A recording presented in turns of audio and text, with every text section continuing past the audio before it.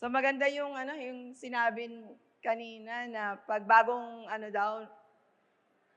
kain, normal daw na Susunod, ang gagawin niyo muna, magpa-fiber muna kayo para hindi umangat agad yung para yung glycemic index niyo, lang, unti-unti. Okay? Huwag agad rice. Okay? Pag fiber, tapos protein, tapos doon kayo konting carbo, ayun, hindi kayo antukin. At saka alam nyo ba, pag kumain kayo, tapos inaantok kayo, ibig sabihin may sakit. Hindi kinakaya ng liver, at saka ng kidney at ng system. Okay? Kaya ko po sinishare sa inyo yun, mayroon po kasi tayong mga information na tama naman, pero meron palang mas maganda. Okay? Amen? So yung kanina tama, pero pag may understanding, pwede palang hindi antukin. Kasi tayo, sanay tayo, di ba? Pagkain, antok, no?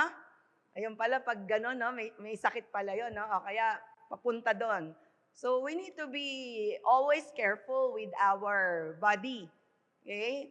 At ang katawan po natin ay may kasamang kaluluwa. Sabi mo sa katabi mo, yung katawan na yan, punong-puno ng kaluluwa yan at spiritu. Okay? So I want you to know that the vision is you. Okay? It has nothing to do with the external things. It's about you. God loves you so much. Amen po ba? So si Lord palagi may pinaprepare siyang maganda. Sabi mo maganda. Okay. Palaging maganda, walang pangit. Kaya wag kayo umasa sa pangit, wala. Okay? Tingnan mo yung katabi mo, wag kang umasang may pangit dyan kasi wala. Okay? Walang ginawa si Lord na dadalhin tayo sa 2026 tapos papapangitin ang buhay mo. Yung tinatakot ka ni Lord, 2026 na. Magiging dilubyo ang buhay mo. Ikaw yung pastor na lalong pakonte ang mga tao.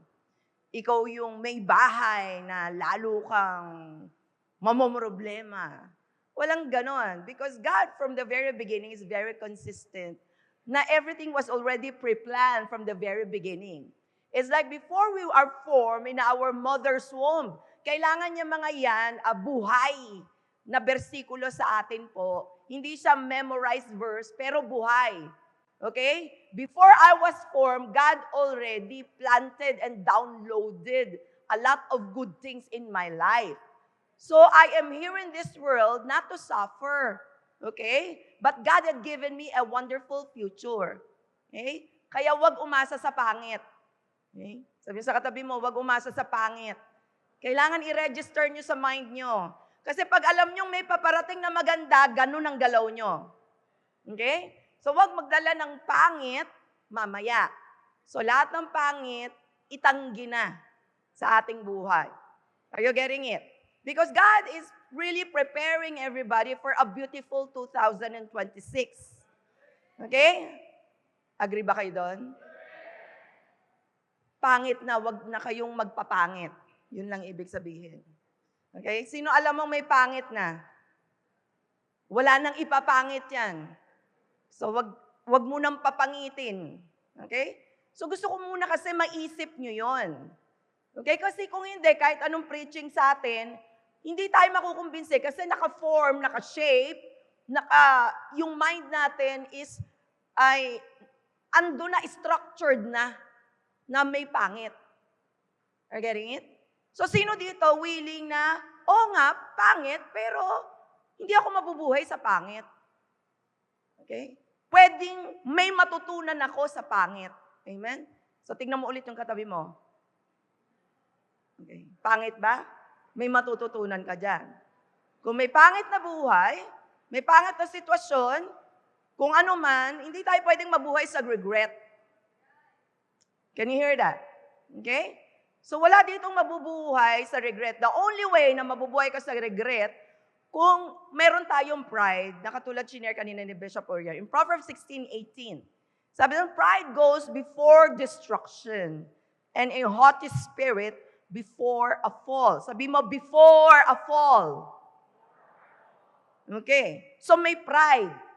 So kasi pinagpipilitan natin ang isang bagay na hindi para sa atin. Lalo na yung pangit na buhay. Okay? Ini-insist natin na wala na akong pag-asa. Iniisip natin na wala nang igaganda, na hindi natin kaya. Sabihin mo, may kakayanan si Lord sa buhay mo. Okay? Kaya eto po, ang training natin ay totoo ba na intensified training? Totoo ba? Yung ba nakasulat, intensified? So, dapat intense tayo, ha? Okay? So, we need to live by what we expect. So, sabihin mo, intensified. Yun. Dapat intense. Ang mahirap, pag yung mga tao sa labas, yung pa yung intense. Yung pa yung passionate. Yung pa yung may ina-expect na maganda. Yung pa yung nanggigigil. Okay? Sa mas higit pa. Dapat tayo, alam natin, we have a great God. That itself, sabi nga kanina, di ba? Sapat na at higit pa. Okay? Kung yung mga awitin lamang ay ating pinamumuhay, born again na talaga tayo. Are you getting it? Yung I surrender all. Di ba? I give everything to you, all in all. Naku po, kung yung mga inaaral lang natin at nabasa natin, ay tinotoo talaga natin na pinaniwalaan. Okay? Kaya magbabago tayo ng isip na kung ang Biblia ay pinaniniwalaan natin, kailangan ipamuhay natin. And we need to live by this truth. If this is your truth, okay? Because you will know the truth, and the truth will set you free. Amen. Pero to be practical, you need to know the fruit. And the fruit will help you see, okay, and learn and set you free. Kasi madaling sabihin, and you will know the truth. No, how would you know the truth? And you will know the truth. And you will know the tree by its fruit. So now there should be an evaluation on our part. There should be an assessment, okay? Not just an encouragement and motivation. You need to know that every day and everything in our life needs assessment and evaluation. Okay? Kaya lang sometimes ayaw natin yun kasi pag ginigradean tayo, okay? Pag pinapansin tayo, pag tinuturuan tayo, pag iniisa-isa yung ginagawa natin. Are you getting it? So sino willing dito na pride goes before destruction and a haughty spirit before a fall? Kaya wag nating isipin na okay na tayo. Okay? So i-touch natin yung okay na yan. Sige, tanong mo sa katabi mo, okay ka ba talaga?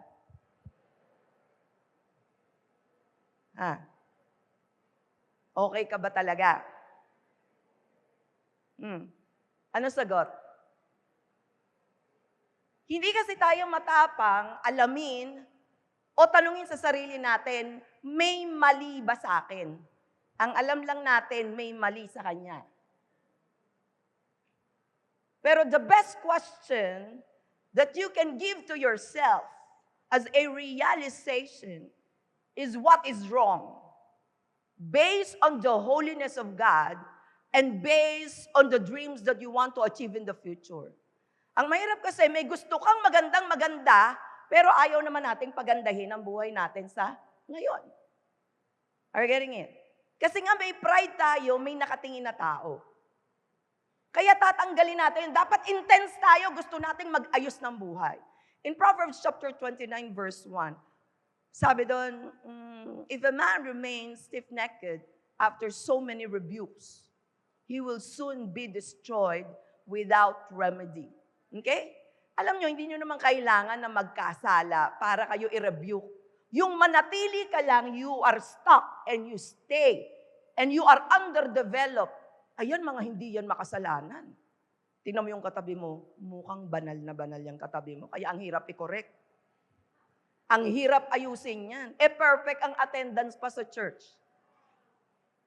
Willing ka ba na kahit mas lalo kang nasa loob na church, dapat lalo kang nagpapa-evaluate? Pwede ba na ikaw ay nasa loob ng trabaho, mas lalo mong gustong may pansinin sa'yo para mas lalo kang gumaling? The more na fruitful ka, na sabi sa Bible, if you are fruitful, the more it's good for you to be pruned. Because if you are pruned, you will be more fruitful. Ang problema, hindi kasalanan yun, kaya ang hirap pansinin. Sa mga mag-asawa, bakit may kasalanan ba ako? Ikaw nga eh. Naku, patay tayo dyan, parehong banal yan. Ang mahirap, may kanta tayo sa loob ng bahay o kaya magkakasama. Banal, banal, banal kailan paman.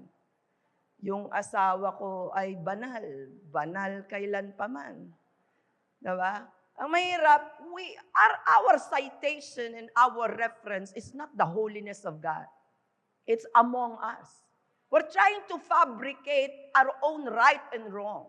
So we're not aware that we are trying to interfere on the tree of the knowledge of good and evil, in which that should be untouchable. Kaya kung tayo po, kung mag-aayos, mag-a-assess and evaluate, dito tayo sa Word of God. May isang bituin lang sa amin dalawa ni Bishop.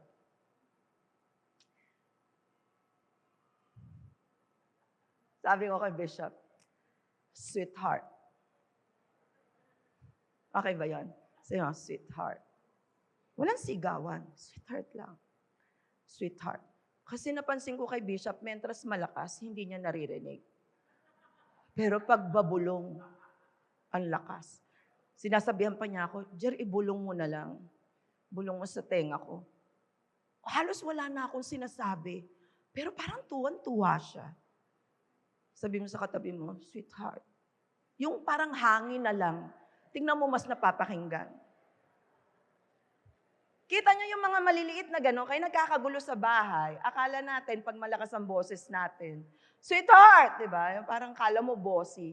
Walang effect yun. Kay Bishop, sweetheart. Pag may gusto ako, sa tenga, sweetheart.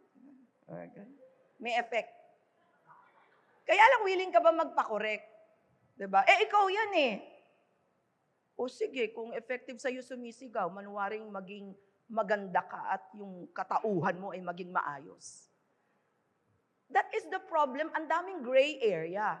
But the question is, hindi makasalanan, hindi mali, but do you want to go to the next level, improve yourself, and progress and develop? At least mag-isip ka naman outside on your own cerebellum, medulla oblongata now.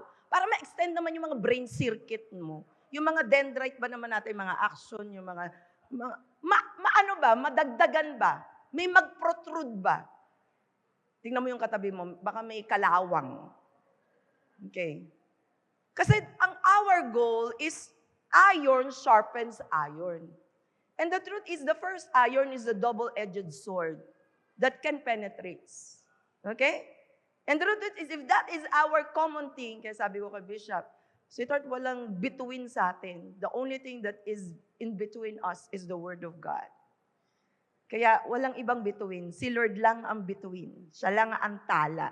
Between talaga yung B-E-T-W-E-N. Pero siya lang talaga between. Before I became your bride, sabi ko, I am first the bride of Christ. Diba?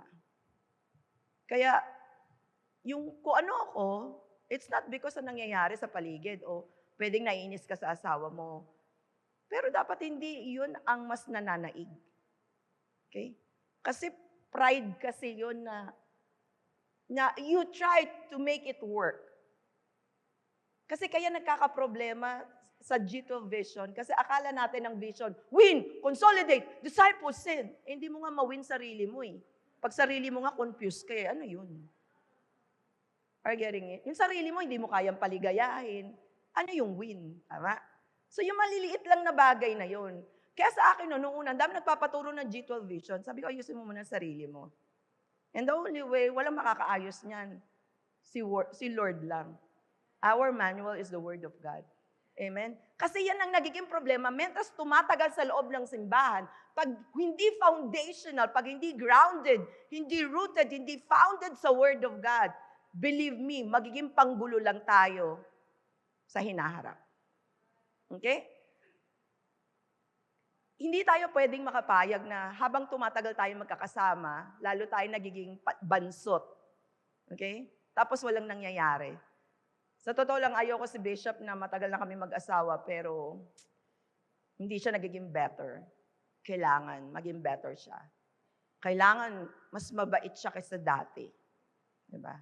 Pinag-iisipan ko yan, paano kaya siya magiging mabait kaysa dati? Kaya kailangan mabait lang ako, behave. Sabi mo sa katabi mo, behave. Okay? So yung mga little things na yun, na win, consolidate, yung nape-preserve, kasi consolidation is preservation. Consolidation is taking good care of the new believer until the character of Christ is formed in them. So that itself, kaya mahirap kasi sa iyo mismo, you are the salt and the light of this world. That preservation, you impart, if you are the salt and the light, you can impart that salt and light. Because you have the light of this world. Amen. Because we're not the light. God is the light. Amen. Okay? Kaya dapat may common understanding tayo. Kaya marami pwedeng na-stuck kasi may pride. We stay, we're stuck. Ano yung mga nakaraan nating buhay na akala natin ready tayo sa 2026, pero yung pala ang buhay natin nasa 1990s pa. Kasi pwede, right? Amen? Right. O sige, magtanungan tayo. Ngayon ba mas mataas ang net worth mo o utang? Tumatanda ka, nagkakaedad ka. Ano ba mas mataas sa'yo, utang o net worth? Ibig sabihin, mas naging productive ka ba? Mas naging creative ka ba? Okay? Yung competitive advancement mo ba talagang andyan? Okay? Kailangan naintindihan natin. Kahit mapaano, kailangan yung buhay natin ay mas naaaral natin. Mas naintindihan natin. Kasi mahirap yung win, consolidate, disciple, send na yan. If we cannot govern our life, we cannot govern and help other people be better and progress as a person. Amen po ba? Okay. Sino dito habang tumatagal, dumadami kagalit? Nung bata ka, nung baby ka, wala kang kagalit. O, tignan mo Nung baby ka, wala kang kagalit. Sino dito, baby pa lang pala, away na? O sige, isipin mo, kailan ka dumadami yung kagalit mo? At ngayon, mas madami. Pero 50 anyos ka na. Mas magagalitin. Kaya kawawa yung mga menopause, di ba? Yung mga dysmenorrhea. Yung mga babae kasi ganun, di ba? Naalala nyo, nag-preach ako dito. Yung palaging may dahilan para magalit. Dapat gumagawa tayo ng dahilan para hindi magalit. Kasi pwede naman, gusto nyo ba talaga? Walang problema kung gusto nyo. Di i-career nyo, aralin nyo yan. Diba? Sino dito magagalitin? Aralin nyo. Pero kung ayaw nyo, aralin nyo rin na hindi tayo magagalitin. Kasi bandang dulo, walang taong lalapit sa atin. And people will never like us. Can you hear that? Parang tahimik. Parang ang babait naman ng mga tao dito. Okay. Sino naman dito, nag-iisa na nga lang, malungkot pa. Yung nag-iisa na nga lang, confused pa. So habang tumatagal, kaya mo na, sabi ko nga kanina, kaya mong paligayahin. Yun yung mga little things na dapat na i-evaluate natin sa buhay natin. Are you getting it? Okay. So yan sarili natin. O balik naman tayo, punta naman tayo sa home. Okay. In Deuteronomy chapter 8 verse 1, basahin po natin yan para makita po natin, bago natin i-ano yung home. Okay? In Deuteronomy chapter 8 verse 1. Ano po sabi dyan? Be careful. Internalize po natin ulit internalize. Be careful to follow every command I am giving you today, so that you may live and increase and may enter and possess. Nakita nyo, 4? Okay? Ano sabi dyan? Be careful. Sabi mo, careful. So we cannot be careless. Yang mga little words, mga short word, mga phrase, mga one word, mga one-liner, iingatan po natin. Yung mga says the Lord. Mag-iingat po tayo. Be careful. Do not forget. Remember. Observe everything. Iingatan po natin yung mga terminologies na yan. Ang problema, hindi na tayo ganong karespeto sa salita ng Diyos. Okay? Yung parang kala mo nung nabasa natin, tayo na yung omnipotent, tayo na yung omniscient. Tayo na yung omnipresent. Amen? Tayo na yung mighty. Okay? Tayo na yung Jehovah Jireh. Okay? Kaya I'm praying na magtagumpay tayo pare-pareho. Yung intense talaga. Sabi mo, intense. Okay? Yung intense talaga na, yung relationship ko kay Lord, hindi ko yan papabayaan. Kaya yung salita niya, iingatan ko na mag-fall palagi sa puso ko at maayos ang buhay ko. Amen po ba? Kaya sabi dyan, be careful to follow. Kita niyo yan, ha? Be careful. Hindi tayo careful. To follow. O disobedient tayo. Kita niyo, baligtad lahat. Everything selective. That I have commanded you. Wala ko, ano lang sinasabi ng mga tao. Yung mga ginagawa natin, base sa naririnig natin. Hindi yung according to the commands that I have given you. Okay? Sabi dyan, bakit? When you are careful and when you are following every command 100% that the Lord has commanded us to do, ang sabi dyan, you will live. Kaya kita mo yung katabi mo, baka nagpapatay-patayan o nagbubuhay-buhayan. Buti pa yung aso, play dead, play dead. Diba? Diba? O tingnan mo yung katabi mo. Ano ba yan, buhay? Nagbubuhay-buhayan? Okay. Ano, buhay? Sabi, you need to live. Sabi niya, you live. You increase. Tingnan niyo yung life natin, baka pa-decrease. Baka pa-deviate. Okay? Baka nasa state of decomposition. Okay? Baka naka-disintegration stage. Baka nasa underdeveloped level. Tandaan niyo, matagal na tayo sa church. Hindi pwedeng matagal na tayo sa church, matagal na tayo sa loob ng pamilya natin, matagal na tayo sa opisina natin, matagal na tayo sa earth, parang wala pa rin tayong alam at natutunan. And I pray magkaroon kayo ng ganung klase. Tayo mismo, lahat magkaroon ng understanding. Kasi yung training na ginagawa sa atin ni Lord, importante kung paano natin i-communicate, i-impart sa iba.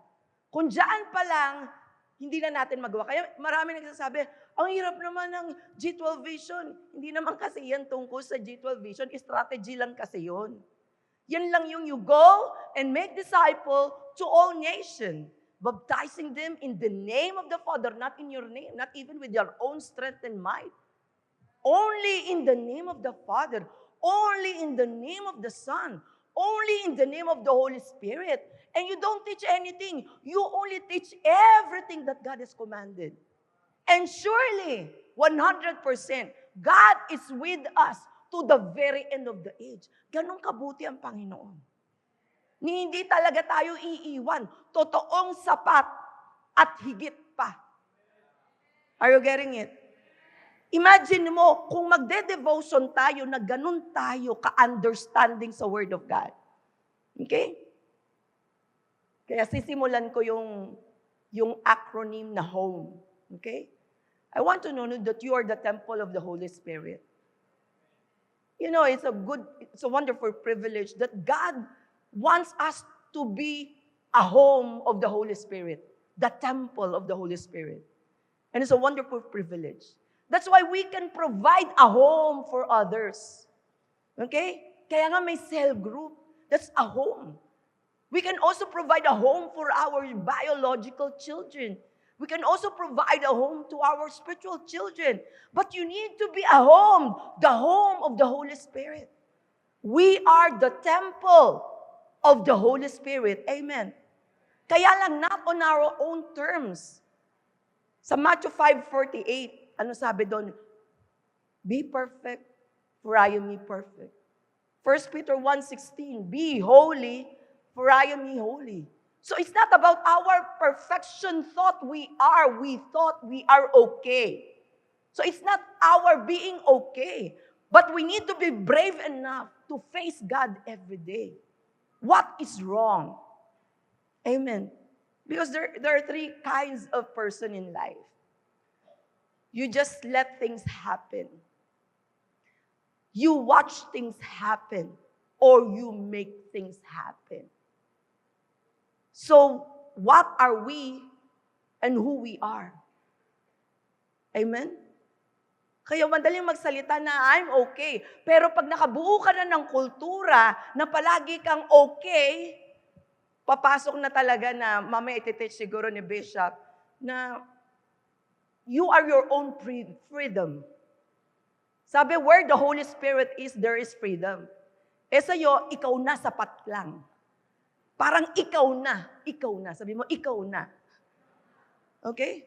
Pero sabi, where the Holy Spirit is, doon tayo magkakaroon ng freedom. Can you hear that? Kaya yung win, yung consolidate, yung discipleship, yung God is always in control of us. And that is the best thing that will ever happen in our life. Amen? Na walang ibang nagko-control sa atin, si Lord. Amen? That is discipleship. Kasi, alam niyo po una, sabi doon sa discipleship, dear brothers and sisters, you need to be imitators of God. Okay? Number 2, imitate me as I imitate Christ.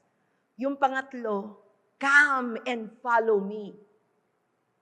Siya kasi yung I will make you. Nobody can make you. No amount of great pastors or great speaker can make you to be a fishers of man. Only God, when we come and follow Him. But first, all of us as leaders should need to be accountable and responsible. That we need to impart that love only the Lord your God. With all your heart. Never our ambition na sa atin mapunta yung attention ng mga tao. Na tayo na yung parang idol. Kaya sa akin, I don't regret being nice to people. Kahit na pwedeng may betrayal, pwedeng baligtarin ka, o kahit anong pwedeng mangyari, o mawala sa church, you don't mind it at all. Diba? Kasi it is God who appointed you to do that. Sabi nga ni Pastor Gerald, it's not an accident. It's an assignment. Can you hear that? Sabi mo, it's my assignment. Okay? Kaya yung ikaw ay na-win ni Lord, yun na yung pinaka-greatest joy mo. Hindi ka na maghahanap ng kaligayahan sa iba. Pero ikaw na nagbibigay ng kaligayahan sa iba. Amen? Kaya hindi ka na na-frustrate, hindi ka nag-i-stop, hindi ka na-i-stuck, hindi ka na na-stay. Kasi hindi ako naghahanap ng kaligayahan sa ibang tao. Kasi siya ay sapat na at higit pa. Kung ipapamuhay lang natin yan, maniwala kayo, magiging leader kayo talaga. Amen? Kasi ang totoong leader, alam nyo na hindi ka ikabod. Ang mahirap na leadership, yung ikabod. There's no glory of God. And the glory of the Lord departed. Walang kahirap-hirap if the glory of God is upon us. Amen? Walang kahirap-hirap if we are empowered by the Holy Spirit. Amen? Walang kahirap-hirap if God is control over our life. Amen? Because ano ba yung ibig sabihin ng discipleship? Right? Ibig sabihin, He's putting people life back into order. Ibig sabihin, now He is in control over the lives of everybody. Alam niyo, I pray na yung when Consolidate Disciples sin, may iba ng understanding sa atin. It's more than words. Parang 7 sheddings of the blood. Hindi siya ama namin, sumasalangit ka. Hindi ganun yun. Kasi meron naman sa Bible talaga, di ba, na tinuruan tayo na Our Father, thou art in heaven. Pero yung ba sinasabi natin? Pero tinuturuan tayo na tingnan ng Panginoon sa pinakamataas na level.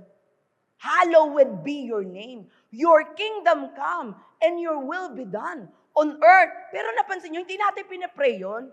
Kaya in 1 Corinthians chapter 1 verse 18, sabi lang, for the message of the cross is foolishness to those who are perishing. Kapag tinuturuan kayo ng 7 sheddings of the blood and 5 confessions, hindi ibig sabihin yun ang sinasabi nyo. Pinapaunawa sa atin yung redemption. Pinapaunawa sa atin na merong magandang buhay kay Kristo. At dahil sa dugo niya, na-overcome na niya ang lahat. Kaya pag nagpe-pray tayo, kaya nating sabihin yung mga specific na relatable sa atin. Walang pakialamanan kung ano sabihin nyo. Pero hindi kayo parang pinarorosaryo.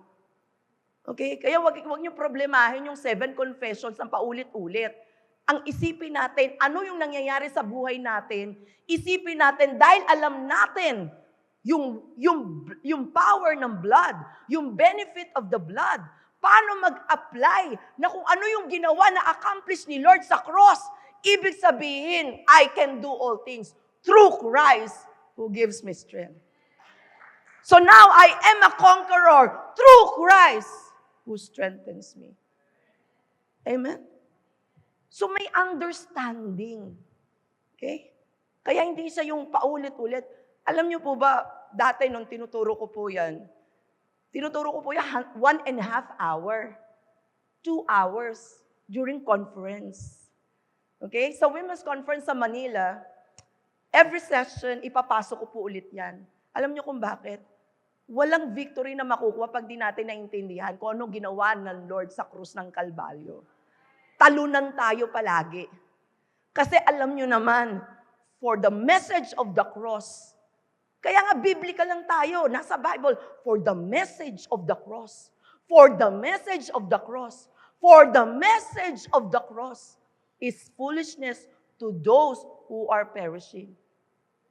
Pero unto us who are being saved, it is the power of God. Kaya inaaral, may perso ka. Hindi mo minimemorize. Pero ang gustong-gusto ko yung verses. Kasi yun ang nagmi-minister sa akin. Hindi katang-isip ng tao. Hindi sinabi sa akin ng tao. Tapos lahat ng salita ng Diyos, nire-relate ko, Lord, yung word mo, yun ang mag-heal sa akin. Amen? Because everything will pass away, but only the word of the Lord endures forever. Amen po ba?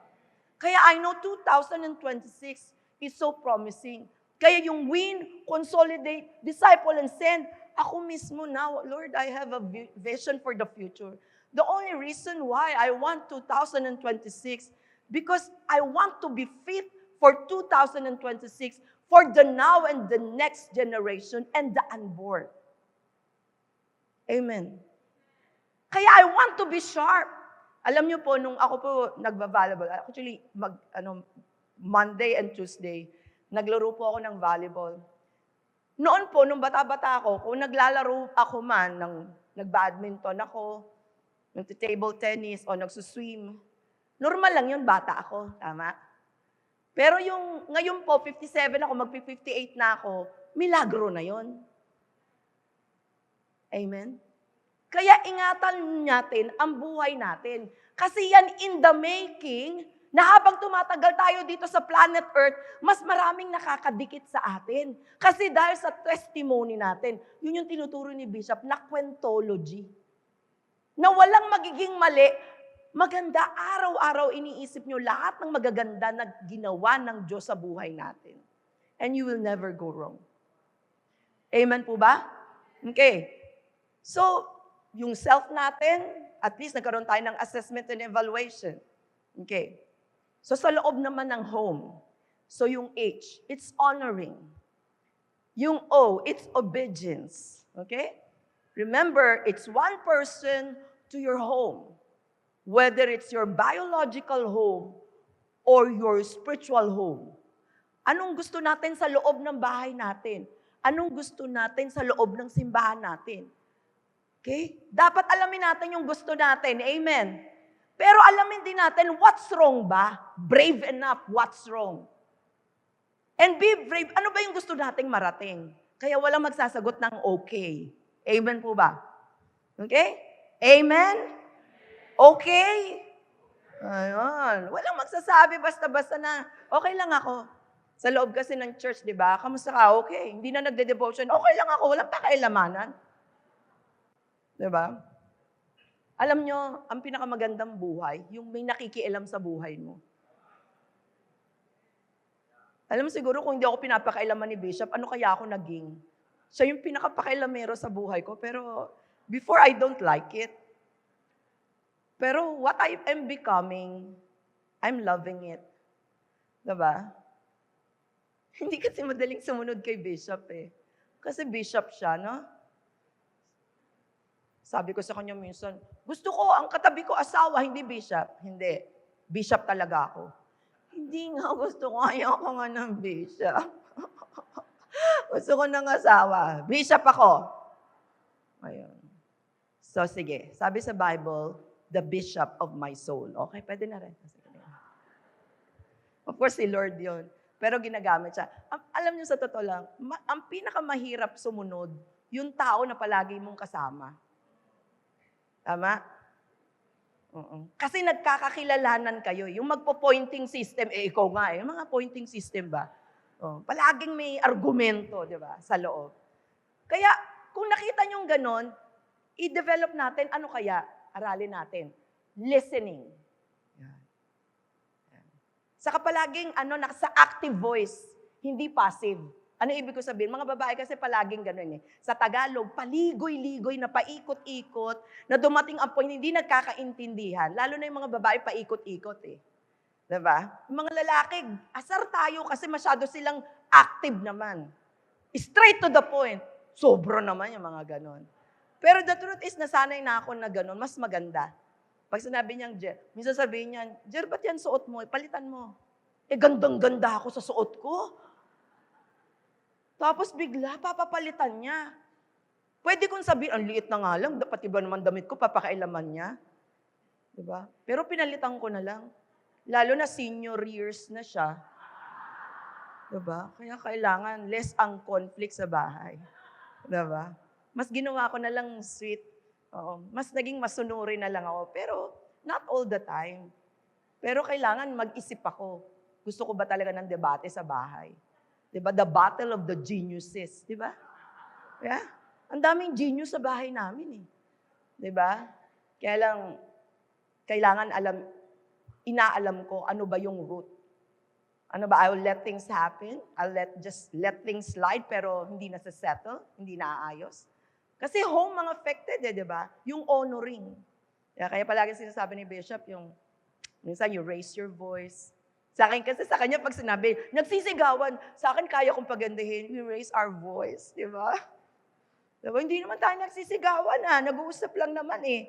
Kaya lang alam nyo, sa lalaki, pag medyo tumaas ang boses ng babae kasi hindi sila sanay, hindi sila ginawa na para pagtaasan ng boses. Alam niyo ba yon? Hindi sila ginawa para taasan ng boses. Kaya, pag medyo tumaas ang boses natin, naging sharp, naiinsulto sila. Eto, wag niyong guguluhin ng design, hindi talaga sila sanay doon. Hindi kaya ng kanilang, ng brain, hindi kaya. Okay po ba? Tanggapin niyo yun, hindi sila sanay doon. O sige, sanayin natin. Kung gusto nyong kontrahin. Gusto nyo? Ang gagawin natin, aaraw-arawin nyo ang sigaw para masanay. Kumukontra rin lang kayo, di ba? Tulogod. Araw-arawin mo, mayat-maya. Oo. Kaya lang mawawala yung command mo na konting bulong lang sumusunod. Maraming privilege sa pagbulong. Maraming benefits doon. Tapos hindi pa gamit masyado yung mga yung lalamunan mo, yung mga vocal cords mo. Yung pharynx mo, yung larynx mo, yung esophagus, hindi masyadong gamit. Kung gusto mo talagang pero mauuna kang mamatay diyan. Kasi sigaw ka ng sigaw. Tama, mali. Hindi, sabi ko sa mga tao, parang, dapat transparent. Tapos, eto pa another. Basta dito ako masaya. Wala namang problema. Pero kung gusto mo maging masaya talaga dyan, alam mo consequence. So, ngayon, mag-conclude ka kung masaya ka pa rin. Ang dulo kasi niyan, hiwalay. Ang dulo niyan, ayaw ka ng uwian. Okay? Ang dulo niyan, talikuran na kayo. Ang dulo niyan, kasi wala naman siyang matitirhan na iba, palaging inaantok yan.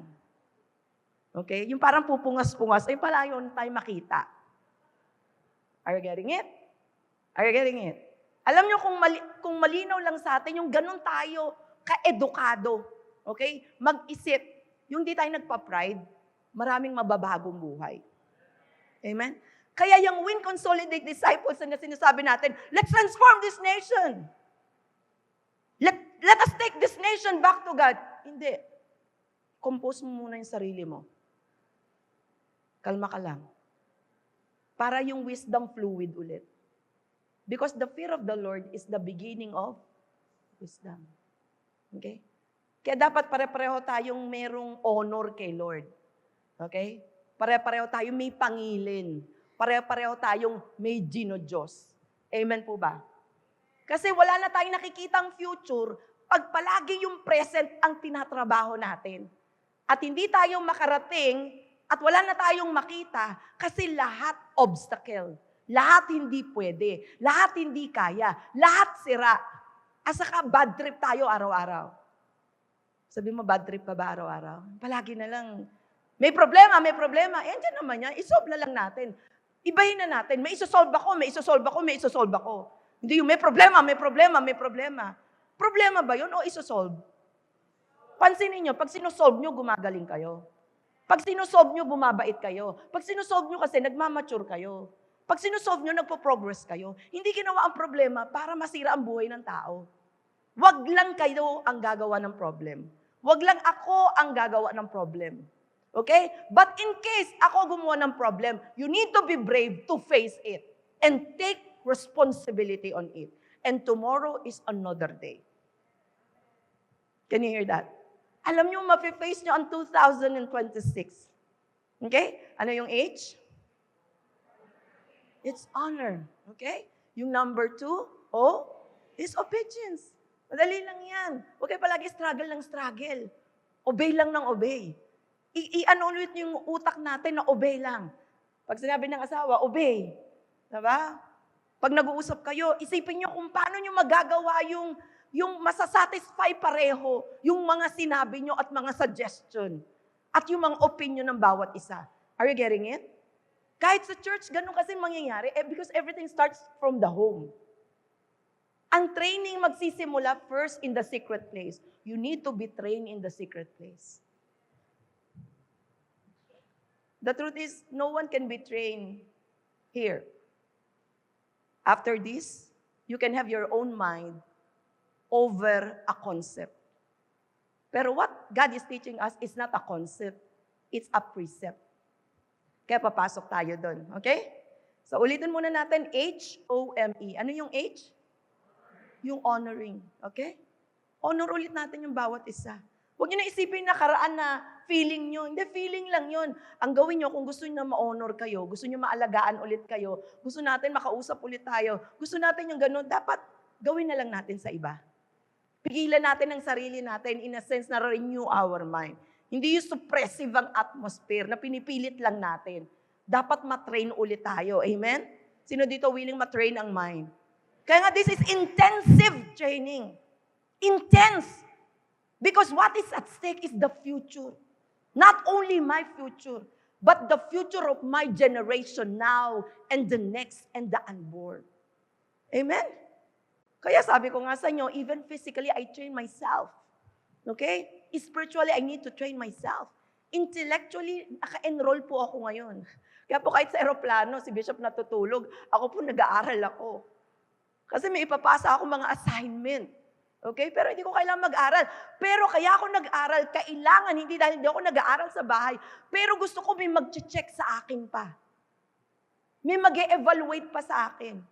Alam niyo po ba, ginradan ako minsan ng baba, line of 7, hindi po ako sanay doon. Kasi rubrics, tapos syempre, professor ko sa Amerika, ginradan po ako ng line of 7. Alam niyo po, nung nag-gradean ako ng line of 7, nag-iisip na ako mag-drop. Sino dito inisip umalis ng church dahil nag-gradean? Nasabihan. Na-correct. Ha? Ako naisip ko rin yun, lilipat na nga ako ng ibang school. Parang hindi naman yung marunong yung teacher ko. Ang galing naman ng sagot ko. Sino dito ang galing-galing? Ang galing ko namang asawa, ba't niya ako sinabihan ng ganun? Ang galing ko namang primary, ba't ako nasabihan ng ganun? Tama? Hindi natin alam pag na-train tayo ulit. Kaya nga even volleyball, nagpapray ako ng volleyball. Meron palang training ng volleyball, may nagsabi sa akin ng isang araw, yung isa kong primary. Sabi ko, gusto ko matin ng training ng volleyball. Pero dati po nung bata ako, naglalaro naman po talaga ako. Pero gusto ko ulit, parang nasasana yung brain ko na kahit marunong ako, kailangan may magtatama pa ulit sa akin, mga footworks ko. Di ba? Tama? Sino sa inyo nakakaganon pa? Nakakaganon pa. Yung iba, hindi na, pang mga bata lang yan. In Jesus' name. Mga bata lang. Diba, nasakit na nga yung mga balakang nyo, ayaw nyo pang igalaw. Yun, yung mga little things na yun. Diba? Masakit na nga yung ulo nyo, ayaw nyo pa magpa-araw. Sunblock, ayun ang ginagawa ng sunblock. Tapos, matulog. Tapos naglalagay ng mga, yung mga mentol, ano yan? Yung mga pangmatanda, ayoko nun. Yung mga amoy matanda. Diba? Imbis na libre naman, magpa-araw ka, gumalaw-galaw ka, breathe in, breathe out, tapos nakangiti ka lang. Huwag mo planuhin may awayin, huwag mo planuhin may sitahin. Ako rin po kasi medyo mataas ang standard ko. Dumating ang point, ayoko naman away. For the sake of the peace that I want for myself, I need space. Diba? Hindi ko rin naman mababago. At least ako na lang magbago. Diba? Is that right? Ang gulo-gulo ng bahay, ang daming labada. Kung magre-react ako, bukas mayroon pa ulit. Di araw-araw akong galit. Diba? Tama. Diba? Ayoko na. Yung mga disciple ko ang gugulo. May kasunod pa, mas magulo. Kaya walang problema sa labas. I-develop natin. Parang weights yan. Yung 5 pounds, hirap na hirap tayo. Susunod niya 10 pounds. Susunod niya 15 pounds. Susunod niya 20 pounds. Pero magugulat kayo. Habang tumatagal kayo nagbubuhat. Habang tumatagal kayo nagsosolve ng problem. Part of your training, nagugulat kayo. Kinakaya natin na mag-alaga ng iba. Kasi kung ano natututunan natin, nai-impart natin. Amen po ba? Okay? So shall we all arise? I have 5 minutes. Okay?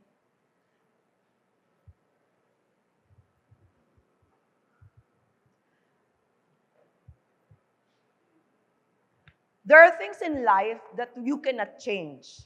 Okay? If we want to go back to the future na doon nakafocus tayo, kailangan yung precepts wag natin papakailaman. Sa atin kasi parang word of God lang yan, no precepts. Ibig sabihin, before the world began, it's already there. Amen? Hindi natin papakailaman. It's like, that is the tree of the knowledge of good and evil. Sa simula, di ba, alam natin masama. Pero susunod, hindi, okay lang yan. May mga bagay na hindi natin pwedeng maging okay kasi ikasasama ng buhay natin. Amen po ba? Sino dito willing mag-ayos? Kasi kung di mo ayusin, guluhin mo na, agahan mo. Ganun lang kasimple. Kung gusto mong pakialaman, wag unti-unti. Bilisan mo na. Makikita mo agad yung fruit. Pero kung gusto mo mas maganda, simulan na natin. Can you hear that? Nobody can be responsible to our own life. Nobody can be responsible with our own training. Ako, ang goal ko sa 2026, Lord, pag precepts, hindi kayo papakailaman. Tapos kung ano marinig ko sa mga tao, dapat magiging point. Minsan nga, naalala ko, may nagtanong sa akin, parang last year yata nasabi ko dito, Pastora, ano po yung masasabi nyo? Pag meron pong, alimbawa, nag-aano kay Bishop, sabi ko, hindi ako naiiyak sa ganun. Sa sobrang tayog niya, kailangan niya yun. Tama? It's not easy to be in this pulpit. You need somebody na magbabati ko sa'yo kung yun ang term natin. Yung nanay ka, tatay ka, ikaw ang queen sa loob ng bahay. Dapat meron kang kasama na nagpapagalingan kayo, nag-aangatan kayo, lalo na kayo mag-asawa, para maging mas maayos ang buhay. Hindi nagtatablahan. Amen po ba? The more na matayog, the more na dapat nakikinig tayo. Can you hear that? Amen. Kasi ang precepts, holiness ni Lord. Kung salita pa lang ng tao, pusong mamuna tayo, hindi tayo makakarating sa kaluwalhatian. Kasi meron pa because our God is an infinite God. If we can make it here and we're better, you can be the best still. Kaya huwag niyong papakailaman ng precepts. Because the Lord laid down precepts that are to be fully obeyed so that your ways will always be stable. Okay? Naalala niyo yung Psalms 119? Blessed are they whose ways are blameless, who walk according to the law of the Lord. Blessed are they who keep His statutes and seek Him with all their heart. They do nothing wrong, they walk in His ways. You have laid down precepts that are to be fully obeyed. Oh, that my ways were steadfast in obeying your decrees. Then I will not be ashamed.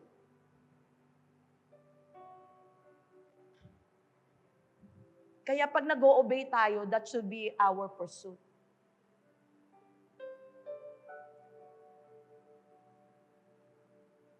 The world right now is volatile. Maybe you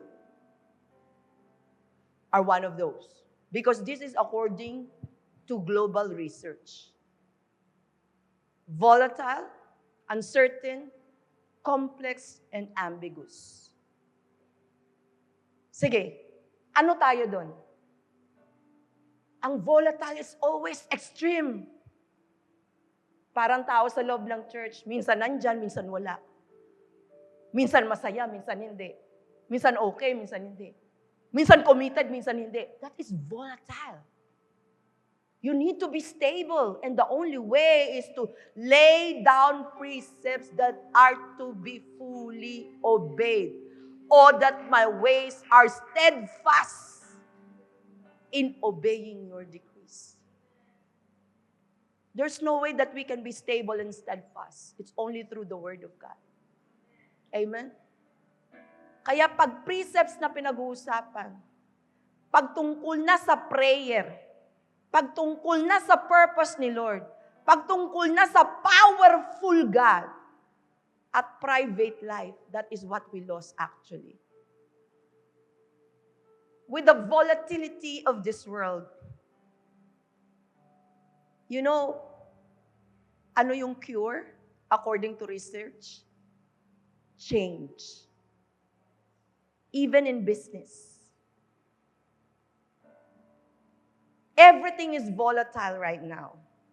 Everything is uncertain because of technology and because of the state of the society right now. People change dramatically. At significant ang change. Are you with me? You know that. Pansin mo, ikaw nagbago ka. Right? Amen? Yung dati maamong-maamo ka, di ba? Ngayon nakita mo, dahil sa social media, bigla ka naging artista. Di ba? Hindi ka naman artista, ngayon artista ka na. Di ba? Dati passionate ka nga kay Lord, ngayon fashionista. Dramatic ang change. Madrama rin, dramatic. Tignan mo yung katabi mo, kilala mo pa ba dyan? Yung mag-asawa, magkakilala pa ba kayo? O naiba na? Kaya maraming nagso-soul searching na wala sa sarili. So ngayon, ang dami naghahanap sa kanyang sarili. Nawala natin ang sarili natin. Yeah. Pag hindi ito ang foundation natin, nakakawala talaga. Lalo na pag nakuha nyo na ang lahat. Diyan na praning si Solomon. Lord, Lord, ang gusto ko lang po, maging wise. Para mag-govern ko po yung mga tao nyo na marami at magagaling. At ako po hindi marunong. Sa dulo, biglang 1,000 yung asawa. Sabi ni Lord, hindi ka nga pwede basta-basta nag-aasawa. Sa bawat pag-aasawa mo, may Diyos-Diyosan dun. O ano ginawa niya? Sa 1,000 asawa, may 1,000 altar. May 1,000 Diyos-Diyosan. Kaya sabi doon, be careful to follow everything that I have commanded you. Kaya marami patay na. Marami takot na takot mangonti. Yet that itself, may increase ka pero takot, decrease ka na rin. Hindi ka makapasok. You cannot enter. Moses was unable to enter. And to possess. Amen. Ngayon, nasaan tayo dyan? Sa simula pa lang, buhay ka ba talaga ngayon? Pag hindi mo masagot, buhay. O nagbubuhay-buhayan. The rest is needed to be discussed. Yung sa simula pa lang. Kaya simple lang ang Bible. If you leave, really, if you leave, just leave to the Lord. Okay? Ganun lang kasimple ang Biblia. In 2026, huwag kayong complex. Huwag kayo difficult. Huwag tayo volatile. Yung unpredictable, masyadong uncertain. Masyadong hindi mo alam kung ano. Walang nakakaalam. Hindi, alam mo kasi may Word of God. Hindi ka ambiguous, hindi double meaning. Hindi yung walang meaning. Walang nakakaalam sa hugot mo. Hindi, Bible ang hugot natin. We are not of those four na volatile. Compose ka. And believe me, if you treat your life na ganyan, 2026, there's a fluid of wisdom. Kasi nabalik yung kapayapaan. Nabalik yung pagtatrust kay Lord. Amen? Ang dali mo nang i-train. Pag sinabi ni Lord, let's win! Yes! I can do that. I have a testimony. Silip na silip ko. Kitang-kita ko, buhay, patay na ako dapat, pero si Lord binubuhay pa rin ako. Wala akong makain, pero alam ko si Lord. Lugi na ako, pero si Lord. Nakikita mo si Lord sa lahat ng ginagawa mo. Itong LED kay Lord galing, ha? Parang sample, magpapamine ako. Total, medyo mabait kayo ngayon. Amen? Baka ni-rent to, hindi naman. Ni-rent. O, sige. Ano ba yung sa inyo dito? Pulpit. Pulpit. Okay lang to. Alam mo kung bakit? Meron akong member dati. Nung umalis siya, yung tambourine kasama. Siya daw ang bumili. O ngayon, hahamunin ko kayo. Sino ang bumili nito? Habang maayos ka, i-mine mo, iuwi mo. Doon mo makikita, may change talaga if you're not right with God. Yung hindi sa'yo, inaangkin mo. Lahat ng bagay belongs to God. Yung Jehovah Jireh na title, wag niyong papakailaman. Parang awa niyo na. If God said, He supply all our needs, wag niyong papakailaman yun. Lahat, kahit sino sa church namin walang magsabi, alam mo ako bumili nito, alam mo ako bumili nito, kaya kami nakapunta sa Singapore, in Jesus' name. Ang Diyos ko, siya lang ang Diyos ko. Wala akong magsasabi na my strength and the reason why I am able because of myself. Anytime, my memory pwedeng mawala. Anytime, my sanity pwedeng mawala, alam ko yon. Anytime, I can burst in anger pag nawala trust ko kay Lord. Amen. Kaya kahit isa walang magmamalaki sa atin. Kasi lahat ng bagay sa mundo, pwedeng mawala, pati sarili natin at mahal natin sa buhay. And only by the grace of God. Kaya tayo nandito. Kaya we can take this nation back to God kasi may Diyos tayo. We believe in God. Amen. Yan ang disiplina na number one na hindi pwedeng mawala sa atin. Let us all pray. Heavenly Father, thank you for equipping us in your secret place. Matagal na po naming naririnig yung win, consolidate, disciples, sin. Yung go and make disciple. Lord, what we want is you. And whatever testimony that we have right now, alam namin yun lang po yung i-impart po namin sa iba. Lord, I pray to minister in every home. First in us.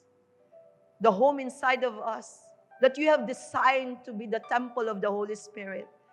We pray, by the power of the blood of Jesus, we are now redeemed. We are now purified. We are now sanctified. We are consecrated and cleansed by the power of the blood of Jesus. We are the beneficiary of what you have done on the cross. And that is in Jesus' name. And right now, we pray for every homes. The physical home na ikaw ang gumawa. Lord, thank you. Thank you for the people. Thank you for our mom, our dad. Lord, turuan mo kami na magpasalamat ulit, na binigyan mo kami ng isang tahanan na alam namin doon kami mag-grow.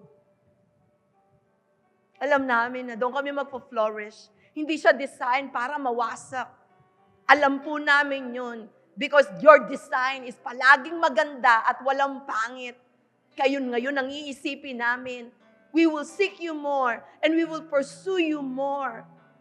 And Lord, by the power of the blood of Jesus, we pray that our home will be the household of faith.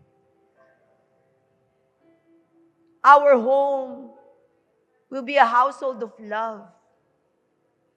Our home will be a shelter, a place of comfort. Doon kami matatrain ng love, na kung ano yung love na yun yung ibibigay namin sa iba. Doon kami matatrain mag-solve ng issues. Doon kami matatrain na mag-change. Doon kami ma-equip para yung bahay namin. As for me and my household, we will serve the Lord. Hindi kami tatalikod sa problema, hindi rin namin tatalikuran ng bawat isa. And we will continue to hope because yung word of God mo, yung word mo, yun ang bubuhay. Our home will live. Our home will increase. Our home will enter into the promised land. And our home will possess and conquer the destination that you have designed from the very beginning. Lord, we pray for our assignment. What you have called us to do greater than what we have and what you have given. More than our family. But your plan, Lord, is the nation. Your plan is our community. Lord, your plan is Luzon, the Visayas and Mindanao. Lord, we saw corruption. We saw volatility. Lord, we saw uncertainty. Lord, we're seeing complexity. And everything is ambiguous. But by the power of the blood of Jesus, every drop that you have shed on that cross, redeem every situation, and we claim this nation back to God by the power of the blood of Jesus. And we know, Lord, that you will use every families. You will use us because you have done a lot of wonderful things in our life. And we believe that everything will be reversed only because of your word. Only because the word already has been spoken that in your time, you make things beautiful. First in our lives, and now extend it, and the nation of the earth will be blessed through us. Father, thank you for this time that you have equipped us and trained us in righteousness, in peace, and kindness.